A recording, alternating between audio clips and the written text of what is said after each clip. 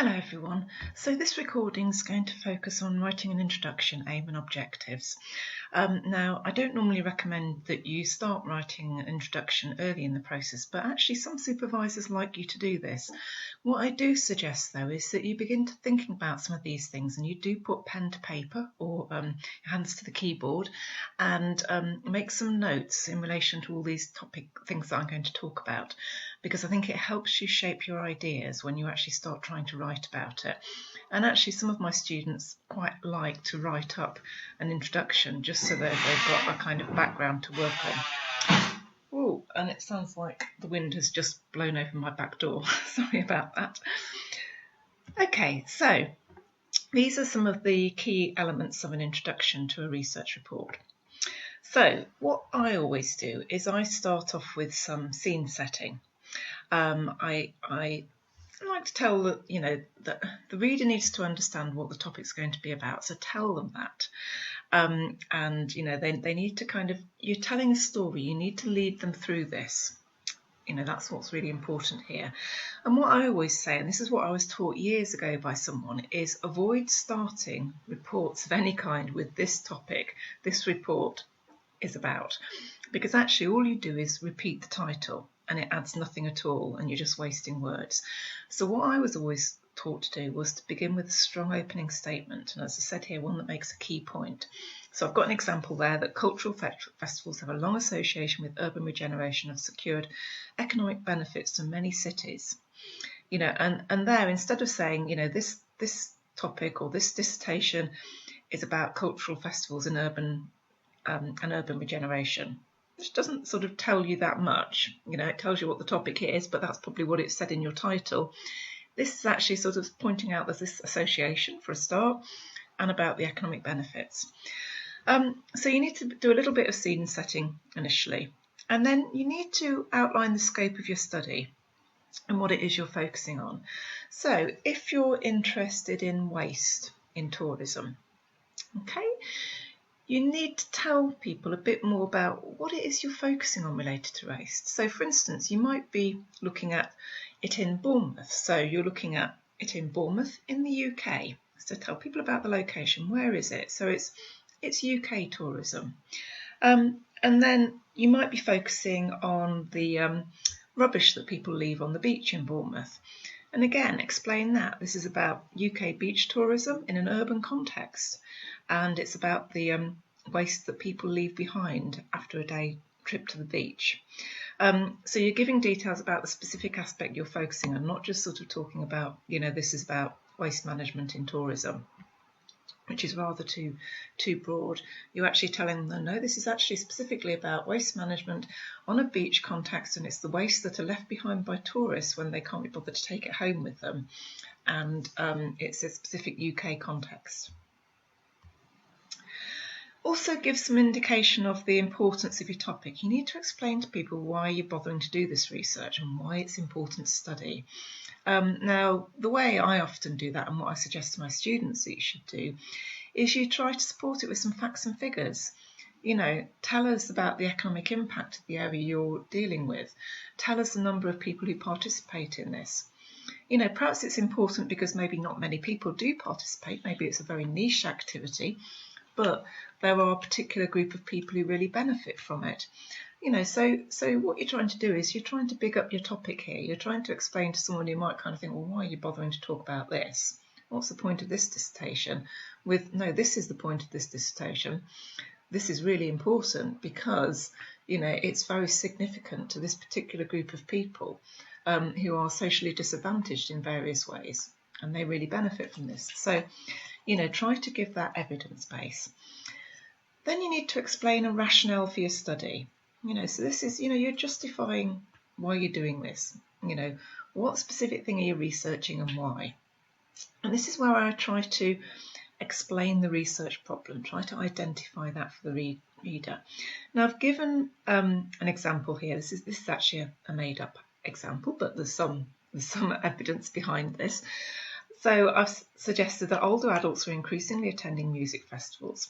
However, less is known about their experience at these events. Now, I think this is actually quite a legitimate point because, in my view, a lot of students focus on young people's experiences at music festivals, but they forget that people my age attend, and even older than me, and quite a lot of us. The second point I've made here is, given the growth in the ageing population, because there's a lot more people my age and older now, it is vital more is known about the experience of these groups as they make up a growing share of the festival market, and they do, and they always have done to some extent. And they have higher spending power, so there's a really, kind of key things, because festivals, most music festivals, are commercial activities, so that spending power is quite important. Sorry, perhaps I should have not moved on to that quickly. So when you're talking about your rationale, try to explain exactly what it is you're trying to deal with, and why that is important to study. Then writing an aim and objectives. Now, this is something that I do recommend students do quite early on in the process when you're thinking about your topic, because I think it focuses your mind and it gets you thinking about the parameters, and it also gives you something to talk to your supervisors about and show them.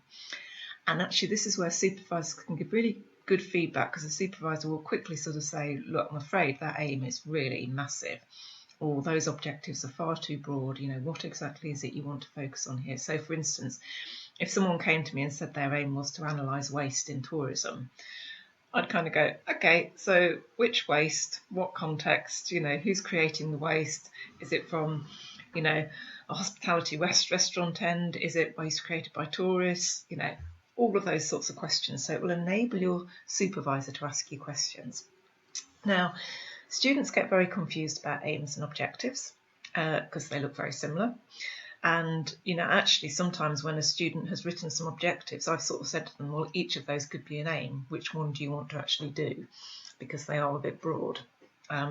So again, that can help you as well in terms of formulating ideas. So an aim, this states what you hope to achieve at the end of the project. It's the overall thing. It encapsulates the whole project. Objectives are much more specific, more achievable. They break down this bigger aim into smaller chunks. And actually you can sometimes use those objectives to shape your findings sections and certainly shape your conclusion in terms of showing that you've addressed a number of different areas. So basically your objectives are the steps along the way to achieve your overall aim. So when you're writing them, in general we have one aim. So you have one overall aim for a study. Sometimes you can have two. There isn't a fixed rule about this. Objectives, well, in a typical dissertation, there'll be generally 2 to 6. Again, there's no fixed rule, but if a student comes to me and they've got, 10 objectives, I kind of go, well, hang on a minute, there's quite a lot going on here. The terminology used, it is these sort of terms that this isn't an exhaustive list, there are other ones, but it is things like to describe, to evaluate, to investigate, etc., as you can see there. And what I would say when you're writing an aim and objectives is to be very clear about what it is you want to describe and evaluate. And actually I'd probably add there, sometimes you need to give it a bit of a purpose. So, to say I want to, describe the waste left on a beach, you might want to sort of add something to like that to, describe the waste typically left on a beach in order to understand, how this might be better managed, because it often gives it a bit of a purpose. So let's have a look at some. These are, this is the aim and objectives from one of my past projects. So the aim was to analyse the extent of digital disconnection during tourism and its impact on the use of a purpose-built destination app.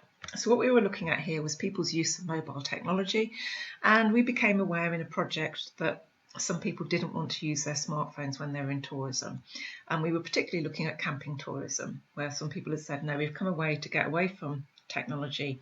We're not attempting to use our phones. So there was this evidence of this disconnection and not engaging with mobile media. Then we broke that down into a number of objectives, because at the time we were obviously developing a destination-based app, and we kind of were a bit concerned that people might not use it if they were actually turning off their mobile phones. So the objectives were to identify forms of digital connection and disconnection during tourism experiences. So quite a broad objective there, and actually quite qualitative, and we captured that data with qualitative research. And then to investigate the extent of digital disconnection during tourism. So actually then we wanted to measure, in terms of the forms we found, how much of it was there? And then we wanted to evaluate use of a purpose-built destination app. So this is the second part of that aim. So we wanted to find out, how people were using it, how much they were using it, and then to explore the relationship between disconnection and app use. So was it actually the case that these people tourists who were disconnecting, they weren't wanting to use the app? Or was actually the relationship a bit more complex? Anyway, so that's the aim and objectives, and it was conducted through a mixed methodology study that began with qualitative research which explored these forms of digital disconnection and then went on to actually quantify some of the other elements. So what you've perhaps picked up there is you can have some objectives lend themselves to qualitative research and some more to quantitative research.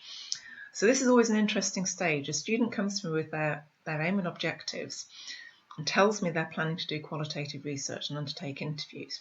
I look at their objectives and they scream to me that the student is doing a quantitative study. And that's when I also have a conversation with them and kind of go, okay, are you sure you want to actually interview people?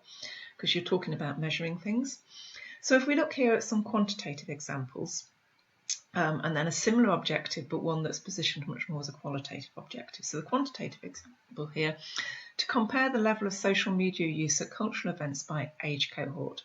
So we've got two things that you can measure there. Level of social media use, which could be, how many times they access the device. It could be how many minutes they spend on it. Some measure of, that level of social media use. And then we need to know their age. Okay, and then we can compare those two variables. And then the second example I've got is to measure the importance of different motivations for sport volunteers. Again, it's very much a kind of measurement orientated. So you might have a list of motivations and then you go and measure them on some kind of importance scale. Okay, so they're quantitative. Now we look at the qualitative ones. And so I've got very similar ones here, but with a sort of slight tweak to them. So the first one is to explore the ways that different age cohorts use social media at cultural events. Now, a warning here, you could do that quantitatively. Okay, you could identify some different ways that social media is used and then, collect data on different ways people are using it and look at it in relation to their age cohort. So you could do this quantitatively. But also, if you really want to explore and understand it, you might need to do some qualitative research, particularly if we don't actually know how people are using social media at cultural events and what the, primary purposes are. We might actually need qualitative research there. But there's a slightly different emphasis in the objective. It talks about to explore, whereas in the first example here it's to compare. Comparison objectives typically are very quantitative. Then a second example here is to understand how motivations evolve through volunteer experiences in sport. Okay, so we're looking to understand something. We want to see how it's evolving over time. So we might want to have talked to people who volunteered for a long period of time and talk to them about what started them off volunteering and what's made them continue. And then kind of, we might, so that way we can begin to build up an understanding of how their motivations might have evolved. And then, so the final point there is that actually the differences are quite subtle, and an objective is never actually definitely qualitative or quantitative, but you will see that there is often a subtle difference there. So this is something that you will talk about with your supervisors, and during the course of your dissertation you will find that your aim and objectives will evolve, because you'll come across new literature, you'll rethink things, at some point they will become relatively fixed, usually once you've got you're collecting your data, particularly for quantitative studies, though less so for qualitative studies.